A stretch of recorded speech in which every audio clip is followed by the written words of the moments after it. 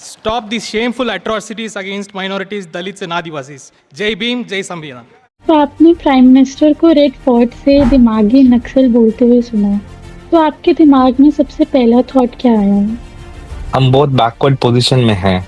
इसका मेन कारण मैं बीजेपी को भी नहीं दोष दूंगा। बीजेपी एक वेसल है, हाँ, बट सामाजिक हमारा बहुत ही समस्या है। कांग्रेस खत्म हो गई तो इंडिया नहीं बचेगा, ये एक बहुत बड़ा क्लेम है। उस इंसान को कन्विंस कीजिए जिसने कभी अपनी लाइफ में कांग्रेस को वोट नहीं दिया। आप मान के चलिए टीवी के अपना मैंडेट पूरा नहीं करता है या कुछ वो भी करप्ट हो जाता है तो अगले बार बदल देंगे। There is nothing very serious about it. अरे यार, इतना बड़ा इलेक्शन कंटेस्ट करना है मैं तो बहुत पैसा, बहुत रिसोर्स लगेगा। मेरे पास कुछ भी नहीं है, ये गाड़ी भी नहीं है। 12 साल के बच्चे अपनी स्कूल के गेट्स खुद लॉक कर रहे हैं, हंगर स्ट्राइक पे जा रहे हैं, तो आपके दिमाग में क्या आता है? बार बार आपको मारने के लिए रेडी बैठा है तो आप जाके आप गला तोड़ देंगे उसको। जिसका मैं प्रोडक्ट हूँ उसका ही जयकारा मुझे बोलना था, और मैं जय भीम बोला, जय संविधान बोला, जय जगत भी बोला। मेरी जिंदगी में बहुत बार पल ऐसे आए हैं जहां पे लोग मुझे बचाया। मुझे आज भी वो कॉन्फिडेंस बहुत है कि जनता बहुत ही बड़ा स्ट्रेंथ है। विलेज के लोग प्रोटेस्ट करने आ गए थे कि आपसे रिजाइन ना करने की रिक्वेस्ट करते हुए। If I would have stayed in the service, बहुत स्लीपलेस नाइट्स में मुझे होता था कि मैं किसके साथ बैठा हूँ, क्या काम कर रहा हूँ। उस दो स्ट्रीट्स में अगर एक बंदा आईएएस बन गया तो उनके लिए तो बहुत गर्व वाली बात है। मेरे गांव वालों का तो पार्टी के बाहर था, मैं भी जज करता था कांग्रेस को। यार, ये लोग इतना सॉफ्ट क्यों हैं, इतना कंफ्यूज्ड क्यों हैं। मैं भी बहुत जजमेंटल था।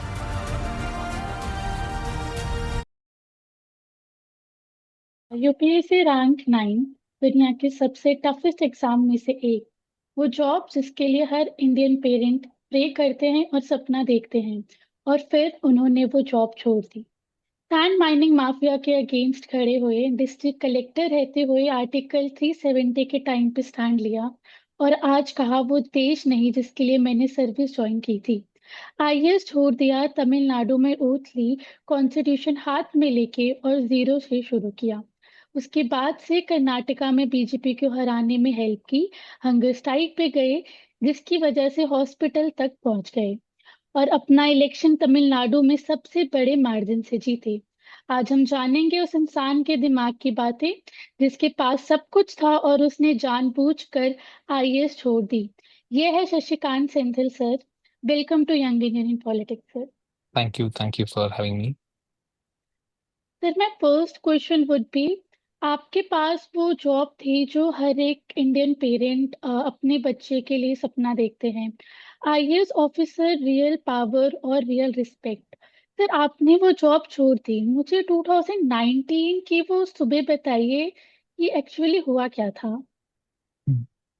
एक्चुअली इसका थोड़ा एक बैकग्राउंड भी है कि you know I come from a very humble background, and if you rewind our lives 60-70 years back, we never had anything uh, like even normal rights in our village to sit together and to walk together. So it was a very different world altogether. So from that position, in 50 years, how did I reach here? I feel it is not my parents, or it is not our work or anything alone. It is largely because of a certain kind of politics which promoted equity, and I am a product of that. So, whatever I have achieved in my life is basically a product of the politics, the flavor of politics that was running around. And in 2019, or rather from 2002 onwards, which got very clear for me in 2014, that politics which made me was getting challenged. That politics which we believed in, what we grew in, was being challenged by another flavor of politics. And it is not new to the world. World has seen that flavor for a long time. It is well documented. how it will travel, what it will do, what are its dynamics. So when that challenge happened, I had a question in my mind, and I had to choose whether I should, stay back and look at my career, or should I go out and protect what politics made me. I took the second choice. And to be very precise, in 2019, on the day that I resigned, just before that, Article 370 was abrogated, and an army was moved inside Kashmir. And I was the sitting collector of the district called Mangalore. And me and my wife were sitting and watching the TV, and my wife just put a question to me that, look, you were such a rebel in the college. What happened to you now? The whole country is being, overtaken, and this is the what is happening to a state, and you are very happily sitting. So that actually not only touched me, it pained me that my colleague and partner who was there with me has started thinking. And this thought was going into my mind for a long time, that what should I be doing? But that question, in fact, was the nail in the coffin. And after that conversation, 2 days later, I resigned from service. I wrote a very strong letter to the government that the fundamentals of this democracy is being demolished, and I would be better off fighting it rather than sitting here. So that's what exactly happened. Sir, एक video है जिसमें आप तमिल में oath ले रहे हैं। Constitution आपने हाथ में पकड़ा हुआ है, जय भीम जय संविधान बोल रहे हैं। तो सर, उस एग्जैक्ट मूवमेंट में आपके दिमाग में क्या चल रहा था? तो जब मैं पहले बार सदन के अंदर गया, जिसका मेरी ड्रीम भी नहीं था, मैं ड्रीम पे भी नहीं सोचा था एक दिन मैं सदन में आऊंगा। जब वो दिन और पल आया, तो मैं सदन के अंदर बहुत ही एक बहुत ही एक ऑ इफेक्ट के साथ अंदर आया था। जैसे ही मैं अंदर आके मेरे चेयर पे बैठा, फिर मैं सोचा यहाँ पे कौन कौन बैठे होंगे। तो उस टाइम पे जो ऑ इफेक्ट था, मेरे ख्याल से it turned into something very very special. And जब मेरे ओथ देने का टाइम आया था, it very naturally came out from my mouth that I had to talk about Jai Bhim, I have to talk about Samvidhan, and I also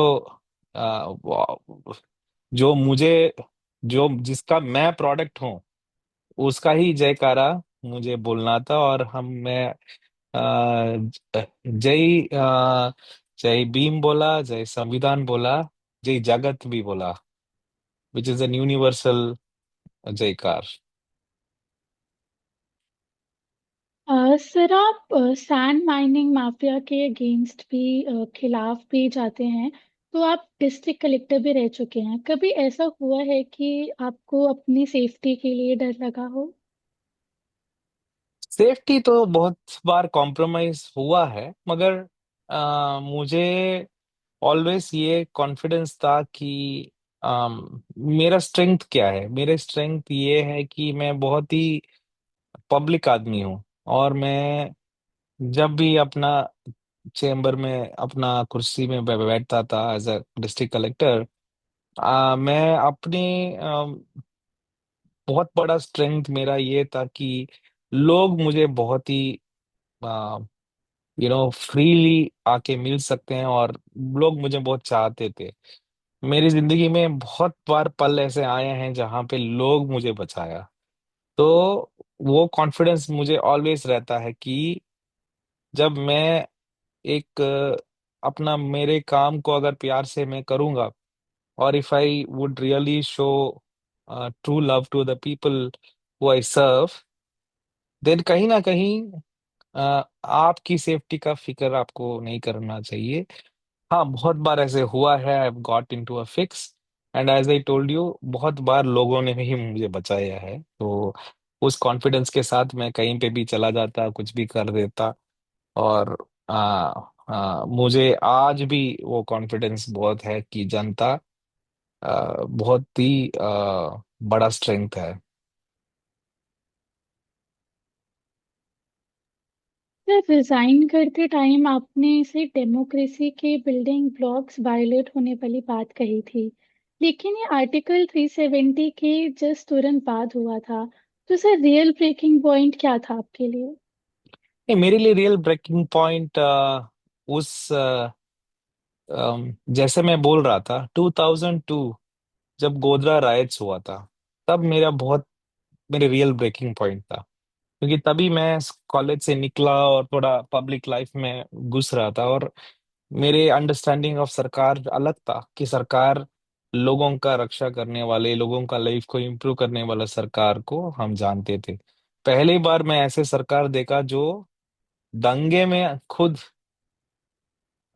गए। क्योंकि मेरे आ, आ, बहुत सारे कोलिग्स भी वहाँ काम करते हैं, और मैं उनसे बहुत बार भी पूछा हूँ अभी कि क्या हुआ था, तो सबका आंसर यही है कि सरकार हमें बैक ऑफ करने के लिए बोला था। तो तब से मुझे ये एक एकेडमिक सर्च भी बन गया, ये क्या है, माने जिसको रक्षा करने के लिए तैनात करते हैं वही क्यों लोगों को खत्म करने आते हैं। तो then I understood what is majoritarianism, what is populism, what is fascism, ये फ्लेवर क्या है, और ये पॉलिटिकल आइडिया क्या है, और ये कैसे चलता है। तो 2002 से मैं वॉच करते आ रहा था उस पॉलिटिक्स को। और 2014 में जब वो व्यक्ति जो वहां पे प्राइमरी एक्टर था, वो जब प्राइम मिनिस्टर बना, तो मुझे तो वो मेरा सेकंड ब्रेकिंग पॉइंट है। मैं कभी एक्सपेक्ट नहीं कर रहा था वो होगा करके। फिर मैं एक आ, मेरे अंदर एक बिलीफ था कि भारत ऐसा देश है, यहाँ पे बहुत दिन ये नहीं टिकेगा। और मैं 5 साल उसको देना चाहता था, 5 साल में दिया। और 2019 में जब इलेक्शन हुआ, मैं ही इलेक्शन ऑफिसर था, और मुझे बहुत क्लियरली दिखा कि उनकी वोट शेयर और भी बढ़ गया था। तो फिर मुझे कुछ ऑप्शन ही नहीं है। अगर जिसको आप जिससे आप बने हो, जिस पॉलिटिक्स से आप बने हो, जिस पॉलिटिक्स को आप बहुत चाहते हो, अगर उसको प्रोटेक्ट करना है तो आपको उतरना पड़ेगा। तो मेरे ऑप्शंस बहुत क्लियर, और कहीं पे भी मेरे माइंड पे कंफ्यूजन नहीं था क्या मैं इसको छोड़ूं या कुछ और दिन जाऊं ऐसे। No, it was very clear, it was like a dawn, मुझे ये करना ही है। और मैं एंड ये भी मैं ऐड करना चाहता था, जब मैं रिजाइन दिया तब मैं किसी राजनीतिक दल में नहीं आया था, और मुझे उस टाइम पे किसी राजनीतिक दल पे विश्वास भी नहीं था तब। तो मैं पीपल्स मूवमेंट में, एंटी एनआरसी जो मूवमेंट चला था शाहीन बाग का, उस मूवमेंट में बहुत स्ट्रांगली मैं पार्टिसिपेट करता था साउथ पे, और कहीं कहीं जो लोग मुझे बुलाते थे। तो this is how it happened. Sir, आपके अपने विलेज के लोग प्रोटेस्ट करने आ गए थे कि आपसे रिजाइन ना करने की रिक्वेस्ट करते हुए। तो उस मोमेंट आपको कैसा फील हुआ था? मैं जैसे बोला एकता जी, मेरा गांव बहुत छोटा है, और वहाँ पे हम लोग बहुत ही एक अनटचेबल कास्ट से आते हैं। तो पूरे गांव के बाहर एक बस्ती रहता है हमारा, उसके सिर्फ 2 स्ट्रीट्स रहते हैं हमारा। उस 2 स्ट्रीट्स में अगर एक बंदा आईएएस बन गया, तो उनके लिए तो बहुत गर्व वाली बात है मेरे गांव वालों का। तो उनका नेचुरली सेंटीमेंट रहा कि आप बाहर मत आइए। और क्योंकि मैं रिजिग्नेशन जब दे रहा था, बहुत लोगों को पता नहीं चला क्यों दे रहा है। बहुत लोग सोचे थे सरकार से कुछ इनको, या पावर्स दैट बी से इनको कुछ तकलीफ हो गया, इसलिए इन्होंने रिजिग्नेशन दे दिया, ऐसे सोच लिया। तो उन्होंने बहुत वेहमेंटली आके प्रोटेस्ट किया मेरे लिए। बट जब मैं एमपी बना, फिर उसी गांव में बहुत बड़ा त्योहार भी चला, बहुत बड़ा सेलिब्रेशन भी हुआ। मैं गांव गया, सारे लोग एक फेस्टिव इसकी तरह मुझे वो सेलिब्रेट भी किए। तो I am very grateful for my villagers to having stood for me on that time. Sir, tell me honestly, क्या कोई ऐसी रात थी जब ना आपके पास जॉब थी ना टाइटल था और आपको लगा कि अब मैं क्या करूंगा? मेरे पास जिस जिस चीज को मैं अचीव करना चाहता था तो हो गया था। मैं 2 जिलों का जिलाधिकारी भी बन गया था और पब्लिक के साथ मैं 11 साल काम भी कर लिया। उसके बाद मैं कहाँ जाऊँ? उसके बाद सेक्रेटरी बनूंगा या कुछ कुछ सीट वाले काम मिलेगा मुझे? I am completely not for that. And resigning from the service and इस फाइट में आना मेरे जिंदगी का सबसे बड़ा, बहुत ही बढ़िया डिसीजन था। और एक दिन भी ऐसे नहीं रहा कि मैं गलत डिसीजन लिया। एक या ये जरूर है, if I would have stayed in the service, बहुत स्लीपलेस नाइट्स में मुझे होता था कि मैं किसके साथ बैठा हूँ, क्या काम कर रहा हूँ। So that would have been a different situation, but I am very extremely happy जब मैं बाहर आया था। सर, आप उन लोगों में से एक है जिन्होंने पेसीएम कैंपेन को क्रेडिट दिया था, जिसे कर्नाटका में बीजेपी को हराने में मदद की। बताइए, ये आइडिया एक्चुअली आपको कहाँ से शुरू किया आपने? क्या ये एक 2 AM वाला थॉट था?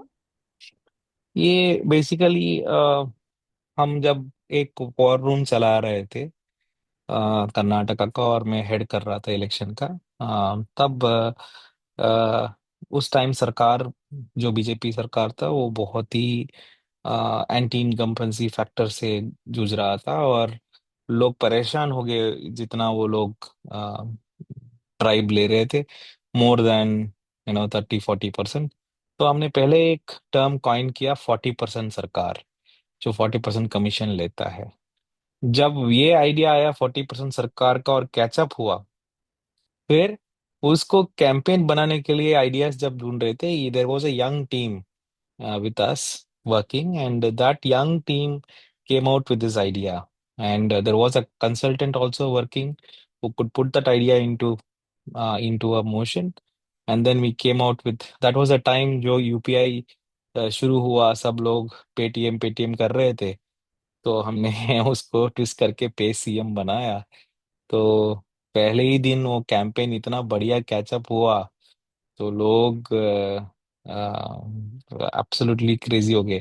एक्चुअली वो campaign, it was very important because उस टाइम पे हमारा भी पॉलिटिकल पार्टी के अंदर थोड़ा डिफरेंसेस चल रहा था। एंड जैसे कैंपेन पिकअप हुआ, पॉलिटिकल डिफरेंसेस लोगों के अंदर कम हो गया, और सब लोग एक एक साथ जुड़ गए ये लड़ाई लड़ने के लिए।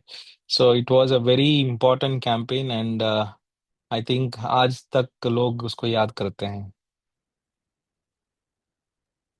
सर, जब आपको बताया गया कि इस बार आपको इलेक्शन कंटेस्ट करना है, तो आपको एक्साइटमेंट थी या फिर डर? सच बोलूं तो डर। क्योंकि मैं यहाँ पे नेशनल वॉर रूम चला रहा था, ऑलमोस्ट 28 वॉर रूम्स हर स्टेट का मैं मैनेज कर रहा था। तो मेरे मन पे ये नहीं था मैं लड़ूं, और मैं तो ये काम करने के लिए आया था, और मेरा एक ही मकसद था कि बीजेपी को इलेक्टोरेट डिफीट करे। तो मैं सही जगह पे था जहाँ पे वो हो सकता है, और मैं चला रहा था। तो जब मुझे कॉल आया कि तुम्हें लड़ना चाहिए, और जब मेरा नाम भी डिक्लेयर हुआ, मुझे सिर्फ 12 दिन बचा हुआ था, और पार्टी ने बोल दिया। तो मुझे ये भी डर था, मुझे जाके वापस इतना जल्दी आ सकते हैं उतना जल्दी आना है, और इस 12 दिन में भी काम चलाना है। तो मेरी आधा माइंड इधर छोड़ के मैंने फ्लाइट पकड़ा। जब मैं फ्लाइट में जा रहा था, तो फिर मुझे ख्याल आया कि अरे यार, इतना बड़ा इलेक्शन कंटेस्ट करना है, मैं तो बहुत पैसा, बहुत रिसोर्स लगेगा, मेरे पास कुछ भी नहीं है, गाड़ी भी नहीं है। तो कैंपेन करने के लिए कम से कम गाड़ी चाहिए। तो मैं जब फ्लाइट में जा रहा था, मैं एक कैलकुलेट करके जा रहा था, एक गाड़ी अगर आपको रेंट पे लेना है तो एक महीना के लिए कितना होगा, वो कैलकुलेशन करके मैं जा रहा था। तो it was very difficult, but the moment I reached the airport, public just lifted me. माने मैं पूरा पब्लिक के हवाले हो गए, और मेरे इर्द गिर्द मेरे पार्टी वर्कर्स और पार्टी के लोग जो थे, और कॉमन पब्लिक भी जो थे। जब तक मेरा मेरा जान पहचान तमिलनाडु में अच्छी तरीके से हुआ था, क्योंकि मैं रिजाइन भी किया था और मैं कंटिन्यूसली पॉलिटिकल स्पेस में था। And they lifted me like anything. उसके बाद मेरा इलेक्शन उन्होंने लड़ा, मैं सिर्फ शो पीस था। But they for the election, and इस वो उसी का रिजल्ट है ये कि तमिलनाडु में highest margin 5.75 lakh margin people दिए थे। तो वैसे हुआ था, डर ही था। फिर आप हंगर स्ट्राइक पे थे, हॉस्पिटल तक भी पहुंच गए थे, और फिर हॉस्पिटल बेड से आप पोस्ट भी कर रहे थे। उस मोमेंट में जब आपकी बॉडी गिव अप कर रही थी पर आपका ब्रेन फाइट कर रहा था, तो आपके दिमाग में उस टाइम क्या चल रहा था? वो हंगर स्ट्राइक का रीजन भी बहुत ही सीरियस था कि तमिलनाडु की बच्चों के लिए जो पैसा रिलीज करना था, इन्होंने 1 साल तक उसको रोक के रखा। कारण क्या था कि तमिलनाडु हिंदी कंपलसरी करने का वो जो कंडीशन मान नहीं रहा था। तमिलनाडु का आज की हिस्ट्री नहीं है, तमिलनाडु का बहुत पुराने हिस्ट्री है कि वो 3 लैंग्वेज पॉलिसी को एक्सेप्ट नहीं करता है। और जो भी गवर्नमेंट्स थे, उनका जो फंडिंग, जो नवोदय विद्यालय या जो मेन स्कूल्स जो सेंट्रल गवर्नमेंट फंड्स करते थे, वो तमिलनाडु नहीं ले पाता। बट कभी किसी सरकार ने आके ऐसे जो सर्व शिक्षा अभियान या समग्र शिक्षा अभियान का पैसा नहीं काटते थे कि आपको ये एनईपी एक्सेप्ट करना। तो ये बहुत बड़ा अन्याय था, और हमारे बच्चों का आरटी का फंड नहीं आ रहा था, और पेरेंट्स बहुत ये हो गए। तो मुझे एक दिन, मैं बहुत इन लोगों से बात करने के लिए प्रयत्न किया था, एजुकेशन मिनिस्टर से बात करने का प्रयत्न किया, बहुत सारे प्रयत्न किए थे, बट कुछ वर्कआउट नहीं हुआ। तो मैं एक दिन डिसाइड कर लिया, मैं हंगर स्ट्राइक में बैठूंगा। और मैं अपने ही अपने ही ऑफिस में बैठ गया था, मैंने कहीं पब्लिक प्लेस में नहीं बैठा, अपने ही ऑफिस में बैठ गया था। और 4th डे मुझे थोड़ा डिफिकल्टी हुआ, और हॉस्पिटल में ये लोग लेके गए। तो मैं हॉस्पिटल से भी नहीं माना कि जब तक आप रिलीज नहीं करोगे, मैं ये नहीं करने का, छोड़ने का मेरा ये नहीं था। और उस टाइम पे अ, मुझे 2-3 चीज, अब मैं अगर करूँगा तो डिफरेंट टाइप करूँगा। मुझे समझ में आया कि सरकार का एफर्ट क्या रहता है, और बहुत सारी चीज। तो family pressure, everybody was very worried कि आपका हेल्थ ठीक नहीं है, आपको ऑलरेडी प्रीवियस हिस्ट्री है, ये है वो है। बट मैं बहुत क्लियर था कि मैं सरकार में दबाव लगाने के लिए कोशिश कर रहा था, और शायद वो वर्कआउट भी हुआ। उसके बाद 2 हफ्ते में ही वो पैसा सरकार ने तमिलनाडु के लिए रिलीज किया था। But yeah, it is, I would have preferred to stay for some more time, and maybe 5 state का जो पैसा नहीं मिला था वो सब रिलीज करने का मैं ट्राई कर सकता था। But unfortunately my body did not allow me. फिर अगर कांग्रेस खत्म हो गई तो इंडिया नहीं बचेगा, ये एक बहुत बड़ा क्लेम है। उस इंसान को कन्विंस कीजिए जिसने कभी अपनी लाइफ में कांग्रेस को वोट नहीं दिया। देखिए, कांग्रेस एक सोच है।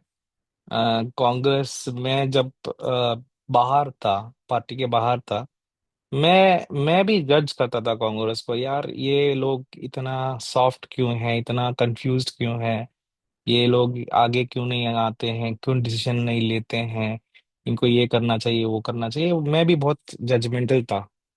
बट मैं जब पार्टी के अंदर आया और पार्टी के पूरे वर्किंग को समझा, मुझे ये समझ में आया, ये पॉलिटिकल पार्टी नहीं है, ये एक मूवमेंट है।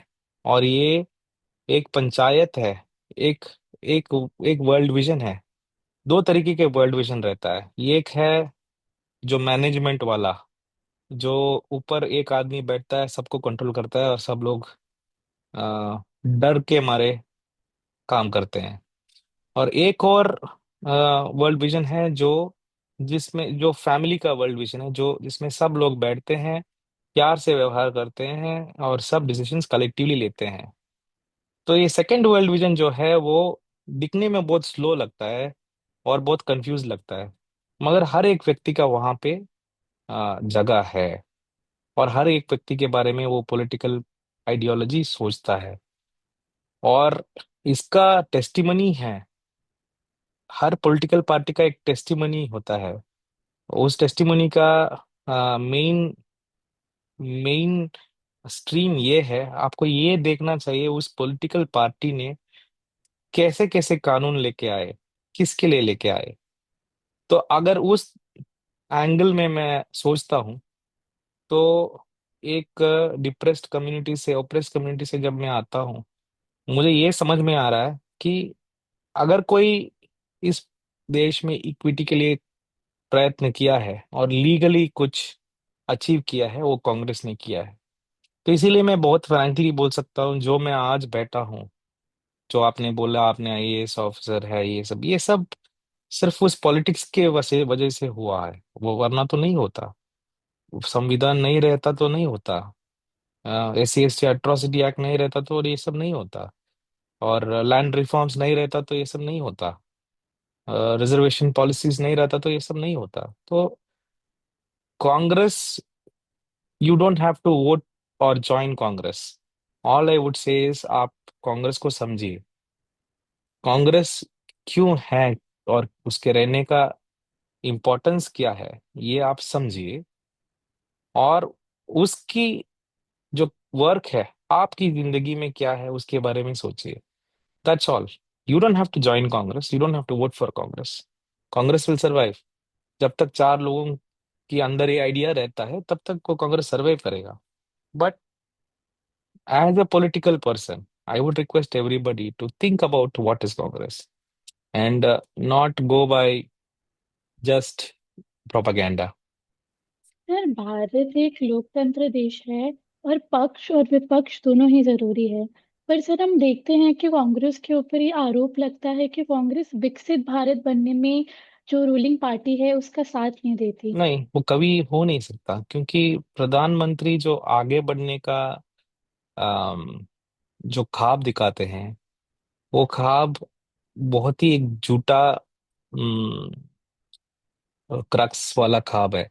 मैंने जैसे बोला, उस जो उनकी डेवलपमेंट की आइडिया एक हायरार्किकल और फियर मॉन्गरिंग आइडिया है। उस हायरार्किकल आइडिया में हम कभी विकसित भारत छोड़िए, जो भारत था वो भी नहीं रहेंगे। भारत ऐसा देश है जिसमें प्यार जरूरी है। हर अगर वो प्यार से नहीं बनता है, तो वो कभी वो स्ट्रक्चर स्टेबलाइज नहीं होगा। तो जहां पे प्रधानमंत्री हमको लेके जा रहा है, वहां पे तो कोलैटरल डैमेज है, उनका भी डैमेज है। वही प्रॉब्लम है। हम आज की टाइम पे बचाव मोड में हैं, हमें बचाना है। और जब लोग आज बोलते हैं देश बचाना है, वो सचमुच में देश बचाना पड़ेगा। और देश के साथ अपना अपना परिवार, अपना अपना बच्चों को भी हमें बचाना पड़ेगा। तो इस there is no question of प्रधानमंत्री आगे बढ़िए, दैट इज सुइसाइडल। सर, जब आपने प्राइम मिनिस्टर को रेड फोर्ट से दिमागी नक्सल बोलते हुए सुना, तो आपके दिमाग में सबसे पहला थॉट क्या आया? पता नहीं, वो उनको लगता है कि नक्सल नक्सल वर्ड बहुत ही बहुत ही अनस्पीकेबल वर्ड है, और सबके साथ अर्बन नक्सल कुछ कुछ तो बोलते रहते हैं। उनका शैली है, ये वर्ड प्ले है, वो करते हैं। दिमागी नक्सल या नहीं दिमागी नक्सल कुछ भी, मैंने I think is pointing out at the Gen Zs and many other people. और कांग्रेस को वो टॉन्ट करने के लिए वो बोलते हैं। एंड एक्सपेक्टेड था, क्योंकि बहुत बड़ा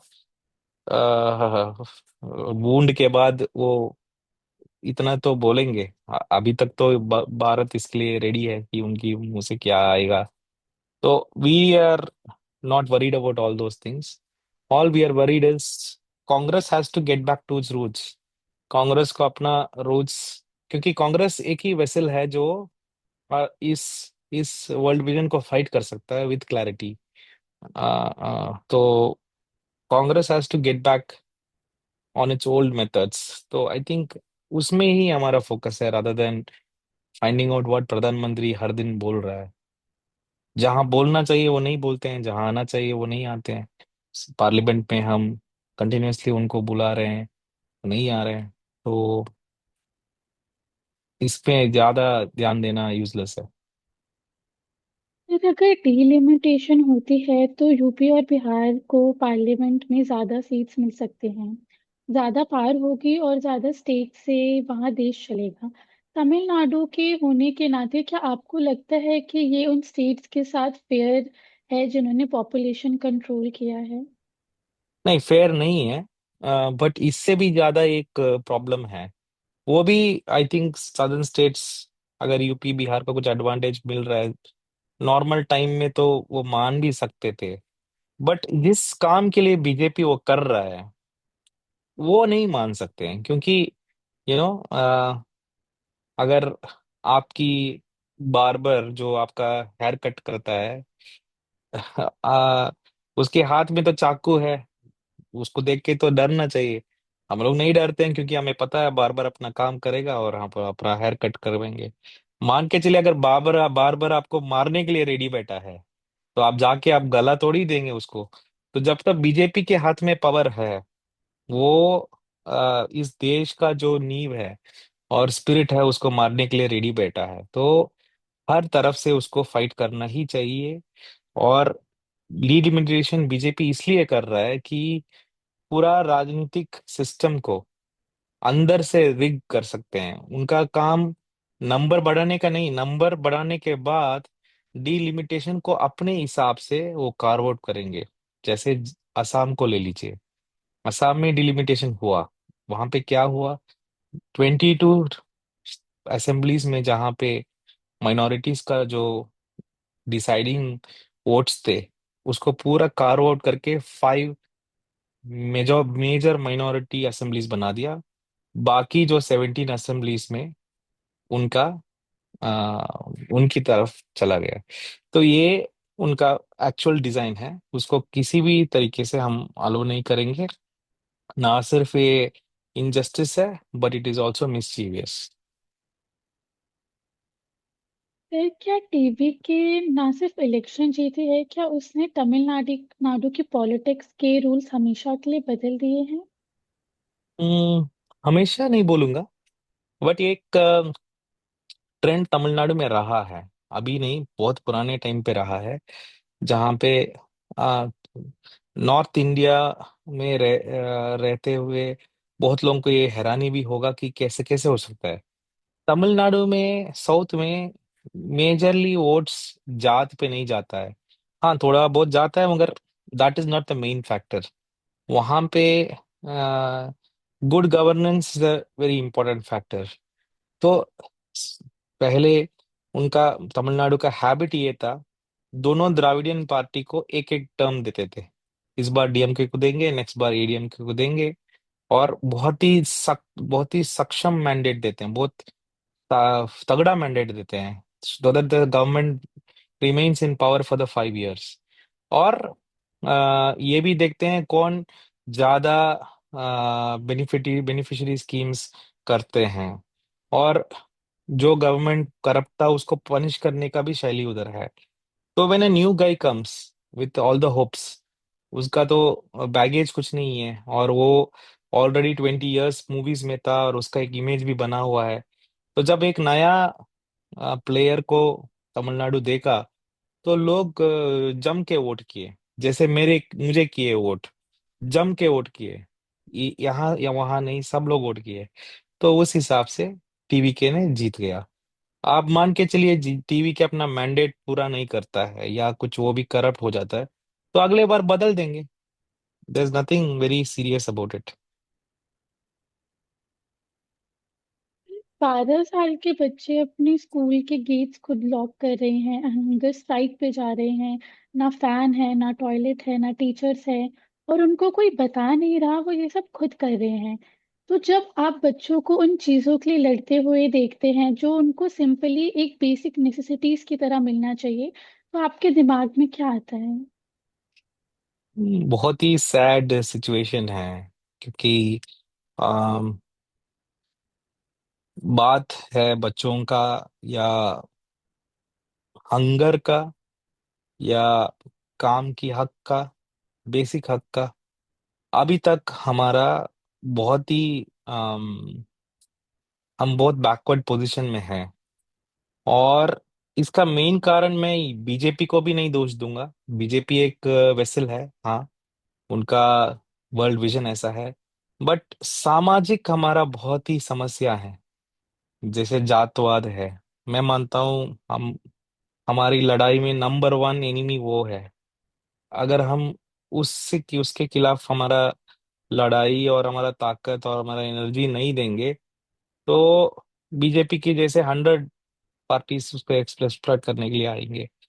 तो जब गांधी जी ने बोला राष्ट्र निर्माण, राष्ट्र निर्माण का उनकी उनकी डायरेक्शन था कि आप लोग देखो, हम लोग तो आप लोगों को पॉलिटिकल फ्रीडम दे दिए, आप सोशल फ्रीडम आप बनाओ। बाबा साहब ने भी वही बोला अपना लास्ट स्पीच पे कि सोशल फ्रीडम हमको बनाना चाहिए।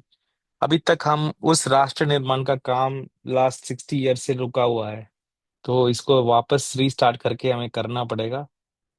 मेरे हिसाब से I feel ashamed and also very upset that हम इस 78 ईयर्स ऑफ फ्रीडम में हम अभी भी वो नहीं कर पा रहे। फिर एक 22 साल का लड़का या लड़की अगर ये देख रहा हो और कंफ्यूज्ड हो, क्या सेफ खेलना है या वो करना है जो डराता है, तो जो आपने किया जैसे, तो आप उसको क्या एडवाइस देंगे? नहीं, मैं इतना बोलूंगा कि हर चीज को समझना बहुत इम्पोर्टेंट है। पहले समझना बहुत इम्पोर्टेंट है। तो हर चीज के ऊपर ध्यान देना और समझना, और दिल और दिमाग दोनों को उपयोग करना बहुत ही इम्पोर्टेंट है। और अपना टाइम लेके आंसर्स अपने अंदर से ही लेके आना पड़ेगा, बाहर से नहीं मिलेगा। तो हर व्यक्ति एक यूनिक पर्सन है, उनका एक सोच है। तो आई would say that you know one has to understand things and then do what they feel like doing. So जिंदगी में कभी ये डायरेक्शन और वो डायरेक्शन, ये गलत ये सही ऐसे कुछ नहीं है, माने सब कुछ चलता है जब तक आप उसके अंदर कमिटेड हो और उस वैल्यूज के मुताबिक आप सेटिस्फाइड हो। So I would say that these answers have to come from anybody, from themselves, from inside, should not be coming from some outside entity. It's pleasure talking to you, sir. Thank you for joining Young Indian in Politics Thank you, Ekta ji, thank conversation. you. Thank you.